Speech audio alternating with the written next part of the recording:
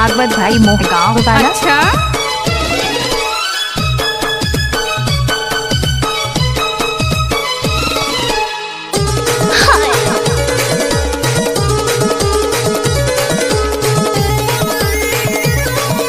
DJ mixing point Bhagavat राज मोहगांव वाला। मल्ला डिंडौरी जबलपुर घुमा हूँ बैठा के गाड़ी में सना नाना।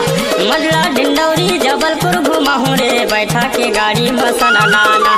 सना नाना गोरी सना नाना तोला घुमा हूँ मैं तोर दीवाना। सना नाना गोरी सना नाना तोला घुमा हूँ मैं तोर दीवाना।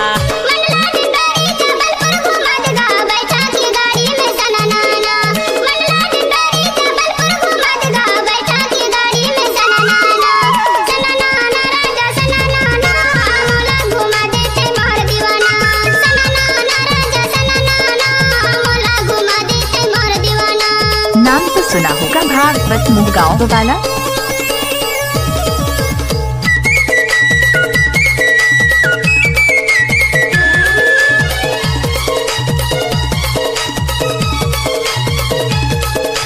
सुना ही होगा भागवत भाई मोहगांव वाला। बम्ही नैहनपुर ले जाओ बाला घाट। बम्ही नैहनपुर ले जाओ बाला घाट। गोंदिया नाहकपुर घूमो मोरे साथ। गोंदिया नाहकपुर घूमो मोरे साथ। भागवत भाई बम्ही नैहनपुर ले जाओ बाला घाट। बम्ही नैहनपुर ले जाओ बाला घाट। गोंदिया नाहकपुर घूमो मोरे साथ। गोंदिया नाहकपुर घूमो मोरे साथ। सिवनी छिंदवाड़ा रीवा कटनी ले जाऊँ बैठा के गाड़ी में सना नाना। सिवनी छिंदवाड़ा रीवा कटनी ले जाऊँ बैठा के गाड़ी में सना नाना। सना नाना गोरी सना नाना तोला घुमा हूँ मैं तोर दीवाना। सना नाना गोरी सना नाना तोला घुमा हूँ मैं तोर दीवाना। डीजे मिक्सिंग पॉइंट भागवत राज मोहगांव वाला।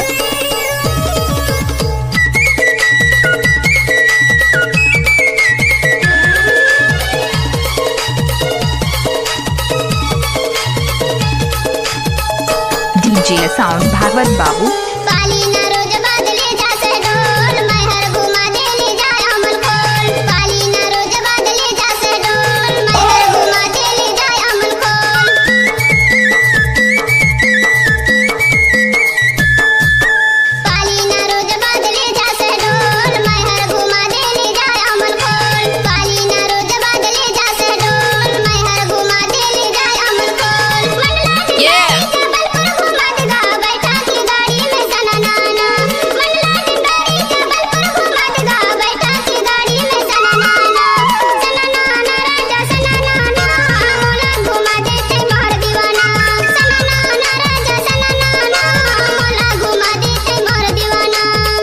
भागवत बाबू शर्माती बड़ी डोला वाले।